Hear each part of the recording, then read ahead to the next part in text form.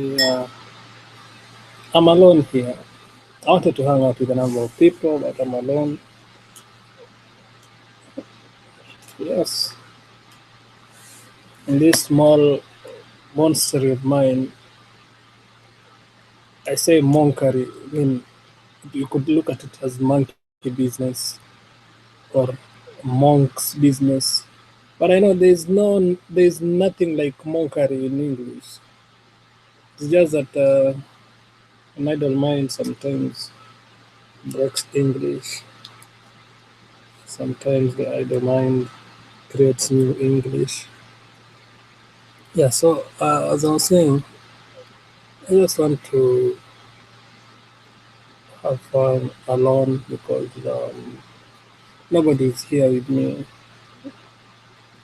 By the way, just wanted to reflect so that I make this a little bit.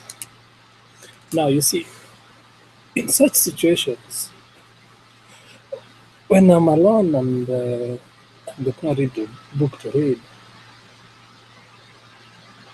I play around like this. This is a good way of spending my time. Probably if you were here, you would have asked me a question and maybe I would have answered because I've got a story to tell. I've got a story to tell about Thomas Jefferson. He was the third president of the US. Yeah, and he's the founding father. That guy is more than a genius. You know what he did?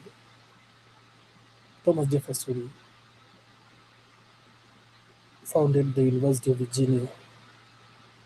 Thomas Jefferson, he wrote the Declaration of Independence. Yes, independence from the British. And finally, what I consider to be the most important thing, Thomas Jefferson wrote the Virginia Statute for Religious Freedom. Yes, you know why we have freedom. Freedom. Associated with America, the free world. It's because of Thomas Jefferson. You can believe in whatever you want to believe, do whatever you want to do. Nobody will care. Nobody will give a shit.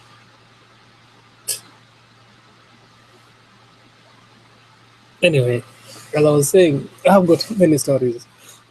So when you look at Thomas Jefferson, he was an architect. The guy read books. Sometimes I wonder, at that age in the 1700s, somebody having more than 20,000 books, and then he goes ahead and donates to the uh, is it Library of Congress, and then he sells some because he wants to sustain his like living. But imagine if I was Thomas Jefferson going to Uganda, I come back with Ugandan books, Katichi Sevo, Ogambachi. I come back with their books. And then I go to Tanzania. Then I come back with books from there. It's like I become a collector of books. Now, you might not find that interesting, but he was not just coming back with books, but he was reading all the books. That's crazy. He was an architect. He came back with a piano. He loved playing music. He designed the University of Virginia. And it is rumored that the president's, I think it was called the president's palace or what have you, what later on came to be called the White House, was designed by him. Or rather, the designs were taken from what he did because of his architectural prowess. Now, uh, this thing called history, I first went to a history class in class 4. And the last time I went to a history lesson was in, actually, it was in from around Form 2. Yes. Then later on, I chose something else. But I've been here for the past like 1 month, but I've been digging history. It is funny that I have like to go through books written in the some of them information from the 1700s. And then I get to ask myself, why is history so important? What do you think? If you were there, probably would have contributed to this discussion. But now that I'm alone, I don't know. Why is history so important? If you want to go forward, sometimes they say don't look backwards. But if you don't look backwards, you might not go forward because somebody might come from behind and pull you back. So sometimes it's good to look back so that as you go forward, you ensure that nobody is coming from behind to stop you because everybody wants to go forward. And that is history. I mean, for us to progress, we have to base our advancements on history. We need to know what happened before so that it can also just advise us on how to do things differently. And for example, probably you can say how to make things better. Now we are human beings. Everybody wants to live a good life. And sometimes some people do very bad things to get to do that, to live that good life. So, I mean, it is a struggle. And being a struggle, you need to have meaningful struggle. Now, talking of struggle, this is a struggle. Yes. Do you really have to struggle? Sometimes you try very hard, and then somebody says, keep trying, keep trying. Is it worth to keep trying? Could somebody tell me, is it worth it to keep trying when you're pushing a wall? Now, that was a digression a little bit. I've digressed. Now let's come back here. Yes, when I'm idle, mm, I have this, call it creative or stupid tendency of just playing with things around me. So this is a computer. This is a computer. You see this here. This here is the port, USB port,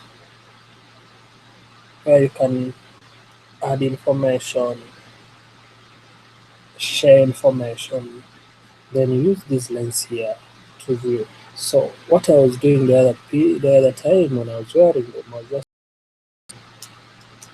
because my imaginary friend aside beside me here is telling me to use this instead of using this. Because he says if I was using this, I would not have to sit in front of this. Is it a Mac? Or yeah, I would just probably be talking with you, but you would not be seeing me. You'd be seeing my corneas. These freestyle things are not very easy now. No, I had not planned to say anything. I didn't have anything in mind initially. I just got bored and say, let me just Hangout. These things are called Google Hangouts. Are they Google Hangouts? Or they're just, I don't know. But I just say, let me try it out. I didn't have any idea. And I can tell you, freestyle is sometimes very good, but sometimes it's also very hard. Like now, I'm running dry. I don't know what to say. I just wish you were there. Then we would have a conversation, probably. Yeah, just to share, to ask questions. Probably you would have asked me who is Thomas Jefferson. Then I would have told you he's the man who used to live at the mansion at the Monticello. Then you would have asked me what is the Monticello. Then I would have told you the Monticello is the house of Thomas Jefferson, a historical feature that is recognized by, is it uni what? United Nations? Those people who are in charge of historical, yes, whatever. I left school long ago. But I know it cannot be UNHCR because UNHCR is United Nations home. I'm just playing with you. Yeah, it is a world destination. It receives more than 4 million people per year. That's somewhere where I need to be. I'm not marketing Monticello. Kinda. I was just trying to get a conversation. And now, can somebody just come and hang out with me? I didn't want to invite anybody because I wanted to have a monologue. Yeah, and this small monster live in a compound of 5,000 acres alone. I exaggerated a little bit. The 5,000 acres include the Monticello and the rest. I live in a give or take 10-acre land alone, making my snowman. Talking of a snowman, I prayed that when I come here, I want to see snow. And then snow fell. I tell you, snow fell. Until my friends, my hosts, asked me to just pray again so that snow can stop.